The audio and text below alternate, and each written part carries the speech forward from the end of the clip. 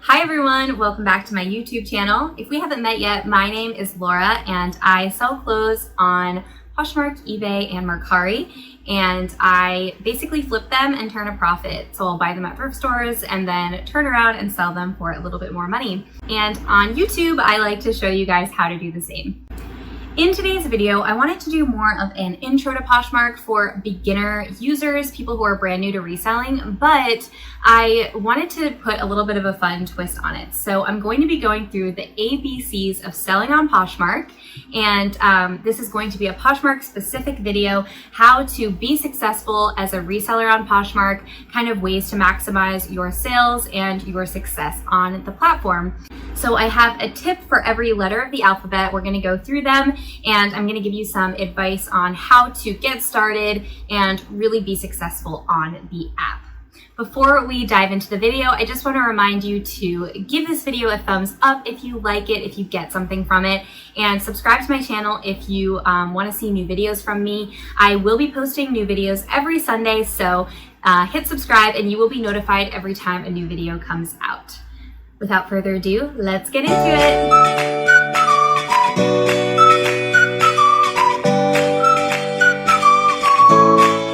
Okay, so I did write down the tips on this notebook. So if I'm looking down a little bit, I'm just referring to what I wrote.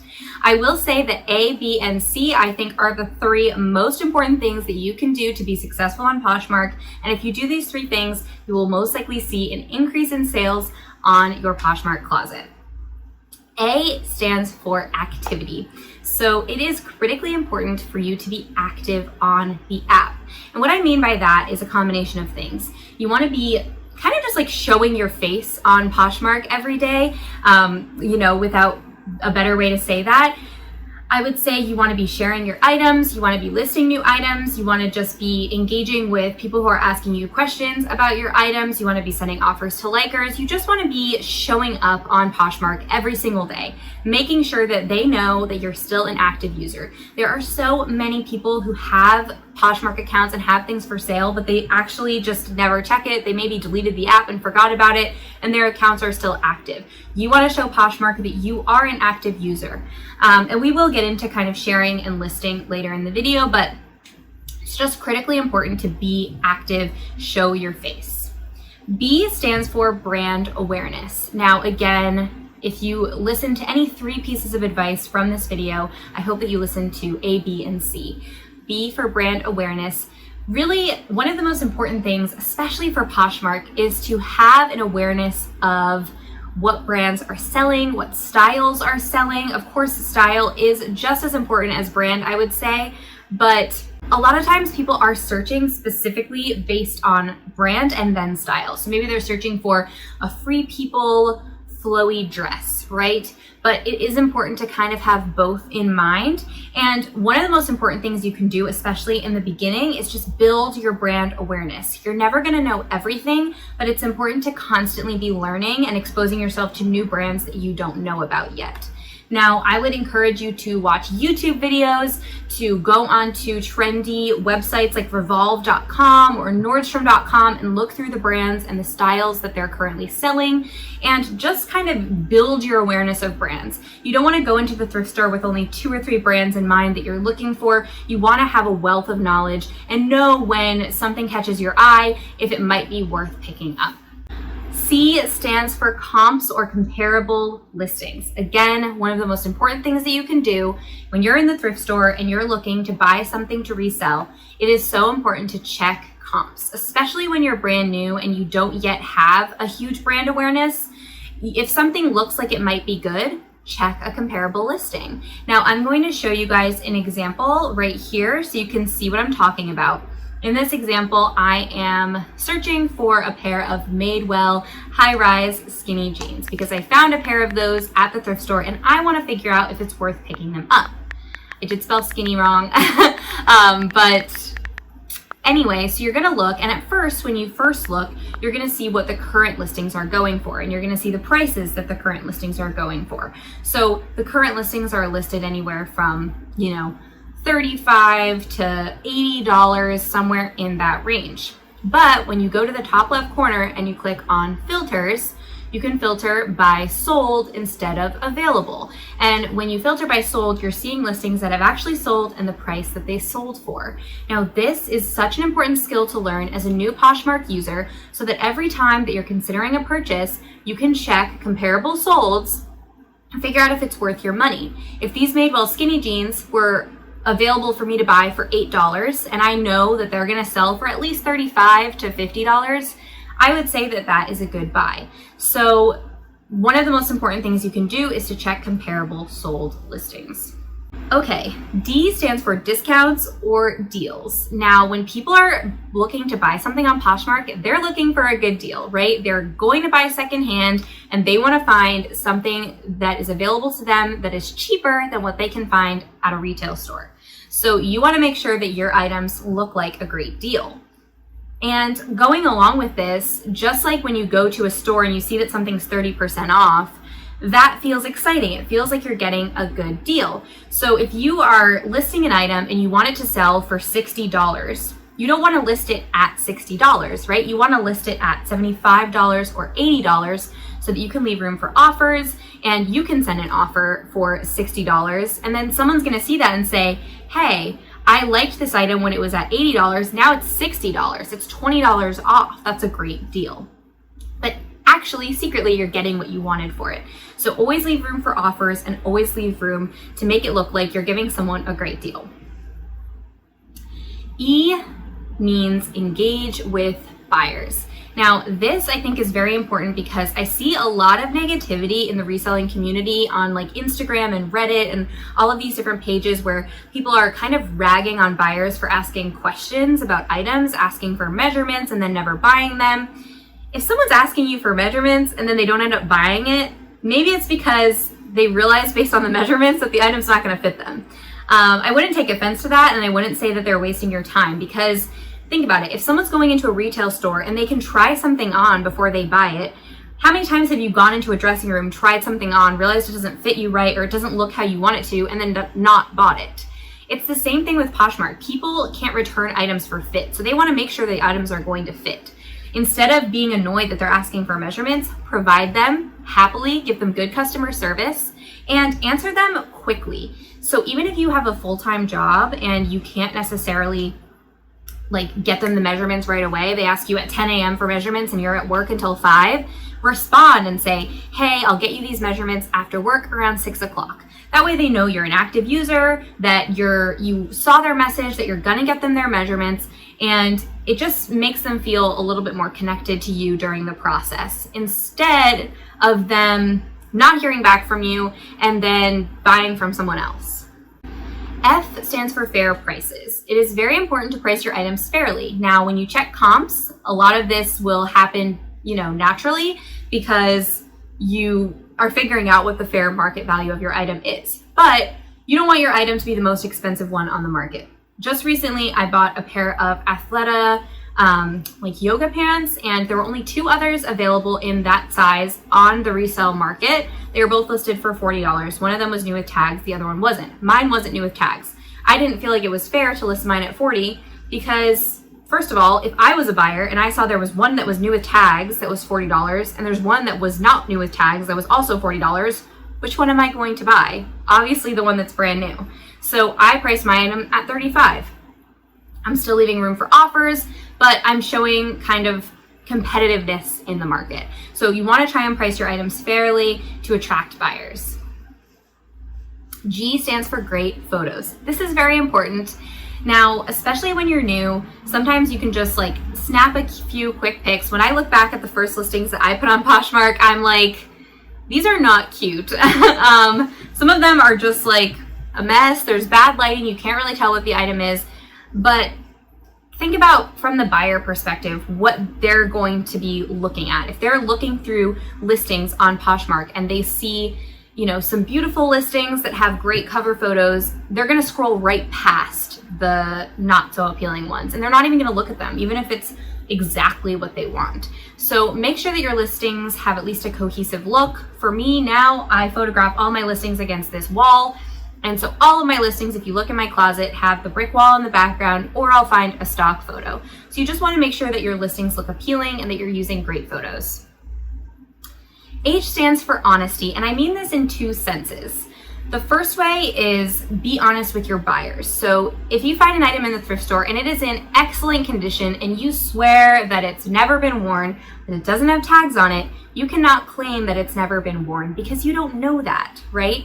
If you're taking something out of your own closet and you know you never wore it and you took the tags off of it and you just never wore it, fine, you can say that. But don't say it if you don't know that it's true, because it's lying. You can say like new, that's fine, but don't lie and claim things that aren't true.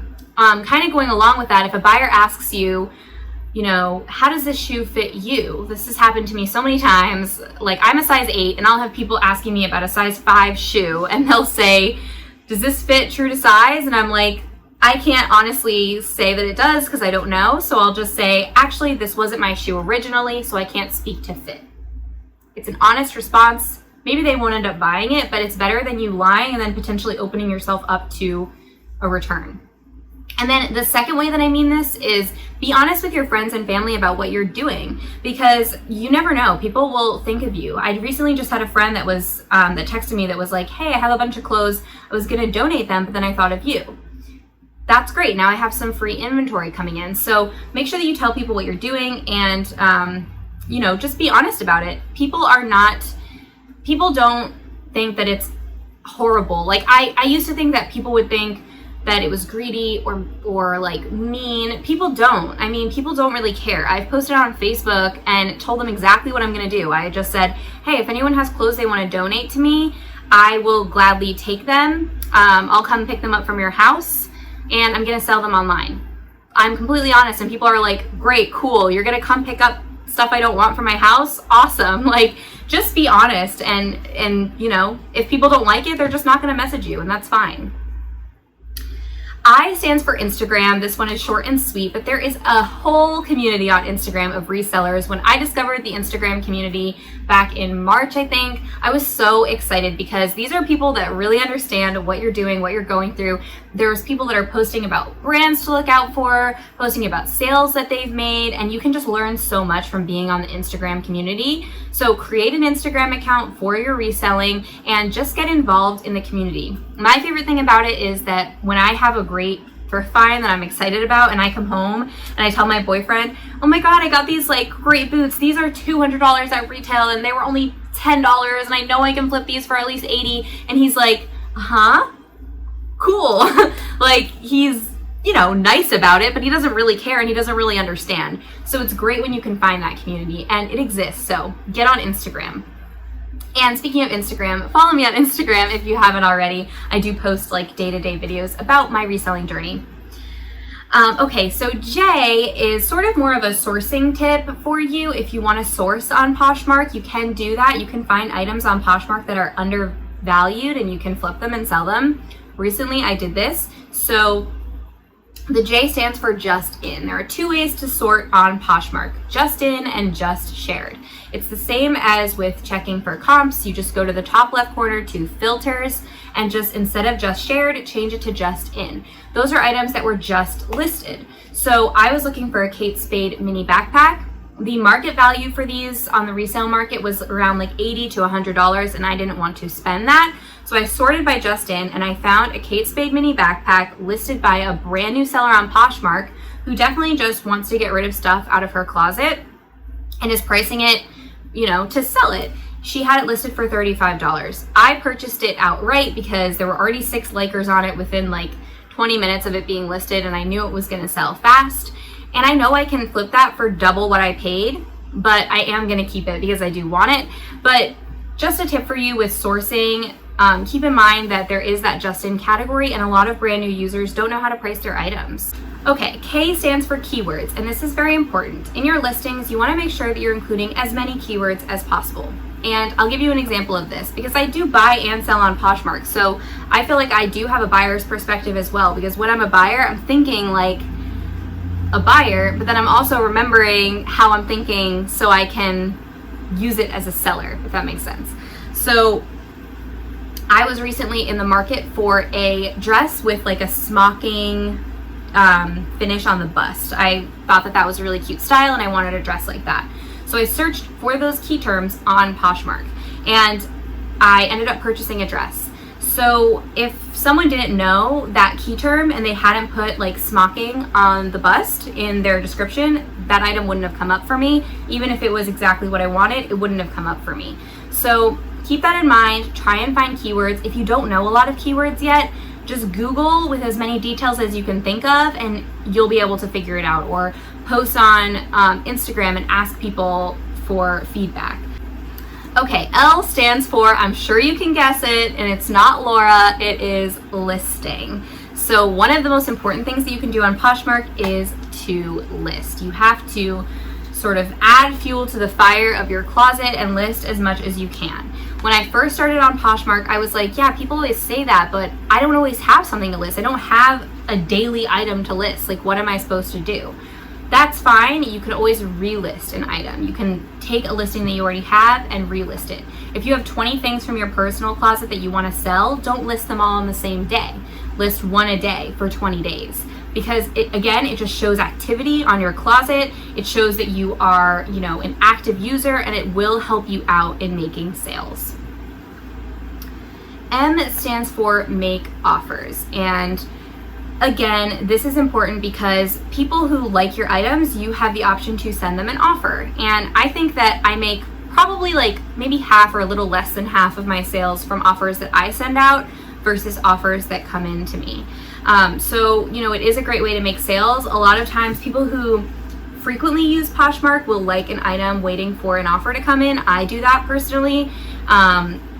So definitely take advantage of that. Send people offers. Again, it just makes them feel like they're getting a great deal. N stands for note flaws. This goes back to being honest, but you want to make sure that you investigate all of your items before you buy them for flaws. And then once you are listing them, investigate them again and make sure that you note any and all possible things that could be considered flaws to a buyer, because they can return it if your item is not as described, and you want to make sure that it is. So if there's like pilling on the sweater, if there's a tiny little stain, even if it's not noticeable, disclose the flaw. O stands for organization, and this is critical as a reseller because there are always a million things going on and there is always something that you can do. But if you don't have an organized system, it can get really chaotic really fast. I didn't have an inventory system until I had probably like 60 to 80 items. And at that point, they were just in all different places of my apartment, in the bags that I bought them in, and it was just a mess, and I kept forgetting where things were, and it would take me like 30 minutes to find something that sold to ship it. And I was like, there has to be a better way to do this, so I came up with an inventory system, and I'm actually going to be doing a video on that hopefully next week. I am waiting for one last thing to come in the mail, and then I'll be able to film that. But I have a really tiny apartment. There isn't a lot, I don't have a spare room. I have a 1-bedroom apartment with myself and one other person, my boyfriend. So we don't have a lot of extra space, but I still make it work, and I still do have an inventory system, and I have an Excel spreadsheet that I keep updated. So just be organized and make sure you're keeping track of everything. Make sure you're keeping your receipts and just kind of stay up to date on everything so that it doesn't get overwhelming in the future. P stands for provide measurements, and this is a controversial topic in the reselling community. A lot of people are pro measurements and a lot of people are anti measurements. Now, when I first started reselling, I was anti measurements. I was like, what? Why would I waste my time providing measurements? And now I am pro measurements because, again, as a buyer, I look for measurements, and I only buy things that do provide measurements because I want to know it fits me. And sizing is so random across different brands that even when you say something's true to size, like, what does that mean? Because a medium for this brand could be an XL for this brand. So I think that if you can provide measurements just straight off the bat, first of all, it will eliminate all of those questions of, hey, can you provide measurements for me? That you have to then pull the item out of inventory and do it. And then second of all, it will also allow buyers to make an impulse purchase. So a lot of times people want something in the moment because they see it and then they're like, I want this, and they get laser focused on it and they want to buy it. But if they have to take a second step and comment and ask you for measurements and then wait to hear back, they could either move on and buy something else, or they could just decide, do I really need to spend $20 on this? Probably not, and not buy it. So if you provide measurements right off the bat, it can lead to impulse purchases a lot more quickly. Q stands for quality inventory. This is pretty self-explanatory, but I did want to mention it. Quality over quantity, honestly, all the way. Now, people will have different business models. Some people have a Goodwill outlet near them, or the bins, as we like to call them, where you can go and buy things by the pound. And in that case, if you're selling everything for $15 to $20, that's fine because you paid under $1 for it. However, if you're like me and you don't go to the bins and you source from regular thrift stores, so your average cost of goods is $5 to $8, a $15 to $20 flip is not good enough for me. So I am much more interested in quality over quantity. I would rather sell 10 items for $35 plus than 20 items for $15. And I think that like the effort that I put into it and the time I put into it makes it more worth it for those higher dollar value sales. So you want to make sure you're sourcing quality items that people actually want to buy.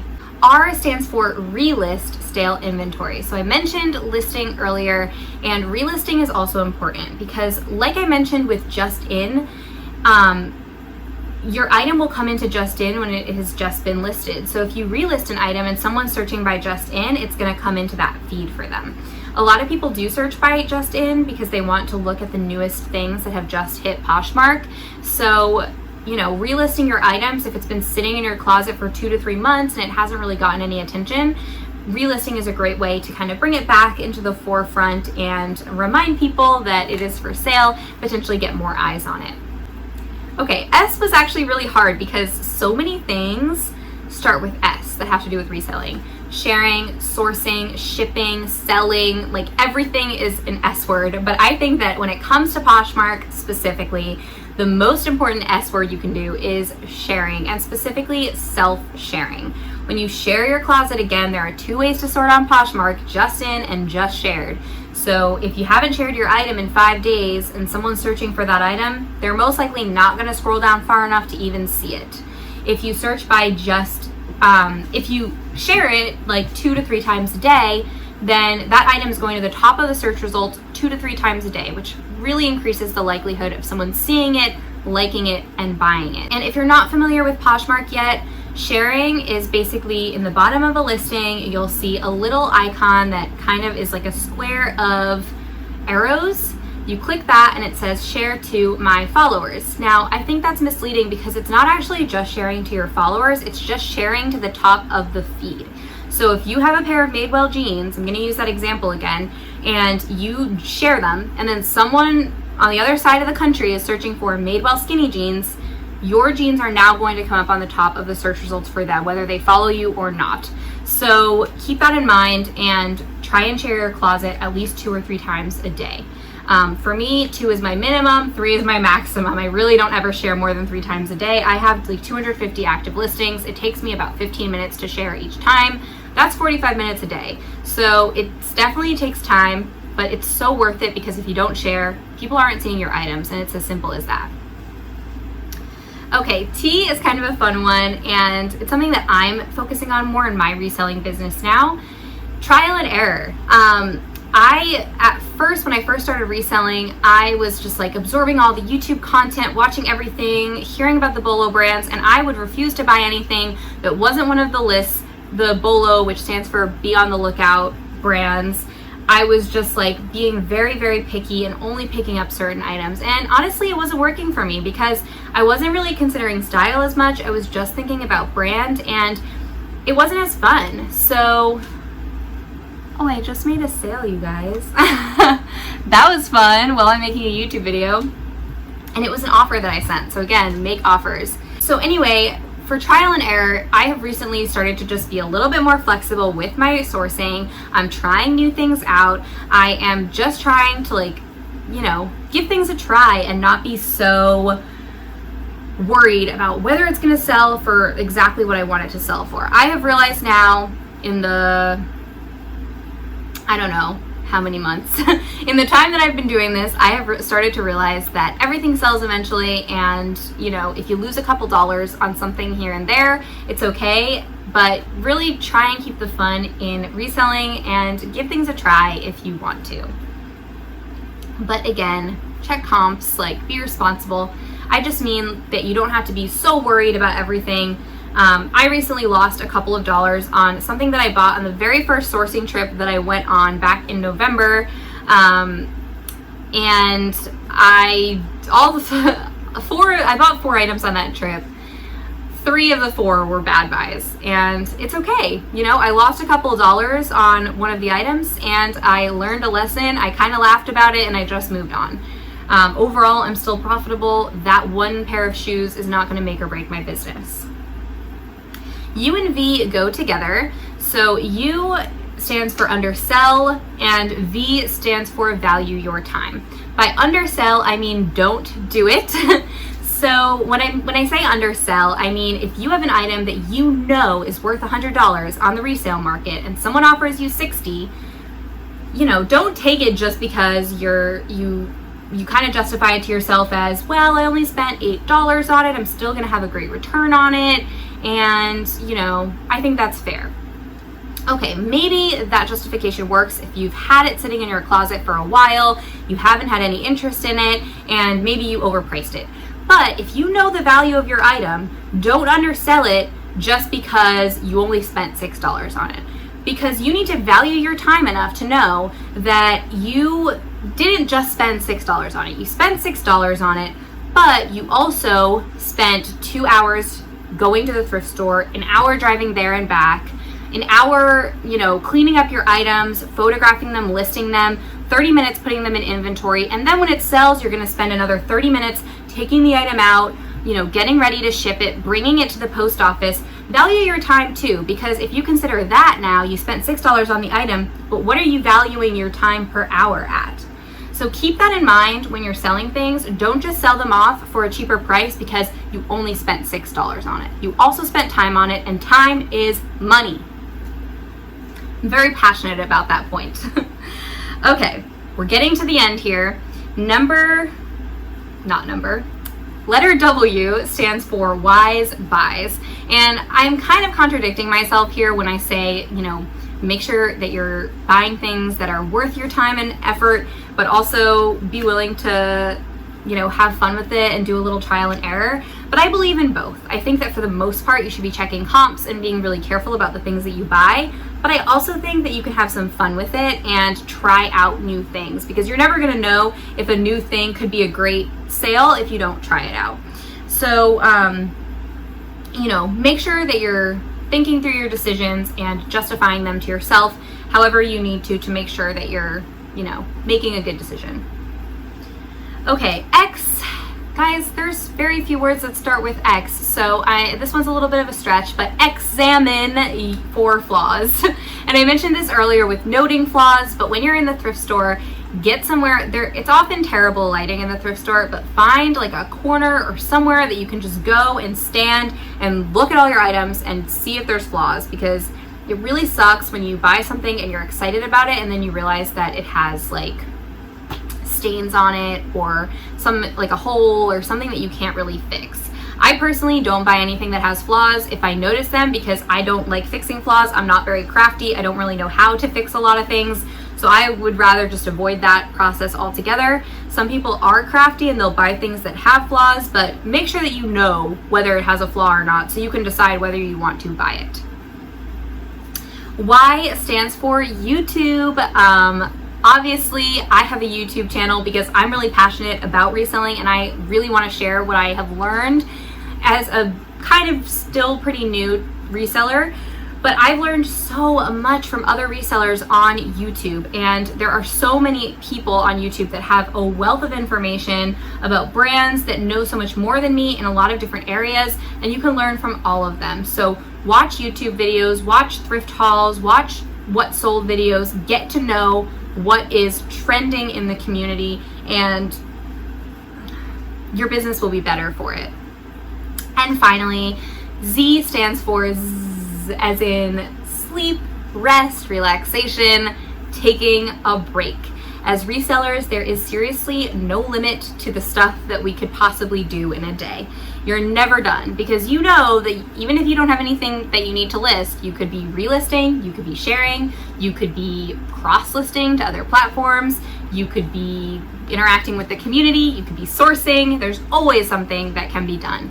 But you have to remember that your self-care is important, and it's so important to take breaks so that you don't burn yourself out, because once you burn yourself out, you feel like giving up. I've had that feeling before where I just get so, I like go, and then eventually I'm like, oh my God, I'm tired of this. I just want to take a break, and then the break leads to a week, and then I'm behind. So factor in breaks. Give yourself a day off, a full day, not just a morning or an afternoon. Give yourself a day off and relax and just take time for yourself, because this business can be exhausting. It is not easy by any stretch of the imagination, and you want to make sure that it is sustainable for you. Okay, those are the ABCs of Poshmark. If this video was helpful to you and you got something out of it, I would love it if you would give me a thumbs up to let me know that. And you can subscribe to my channel if you want to know when I post new videos. I will be posting new videos every Sunday, so make sure that you're here for those. And finally, follow me on Instagram if you haven't already, because I do post regular content there with advice about reselling and kind of just show you my journey. Thank you so much for watching. I hope you have a great week, and I'll see you guys in the next one. Bye.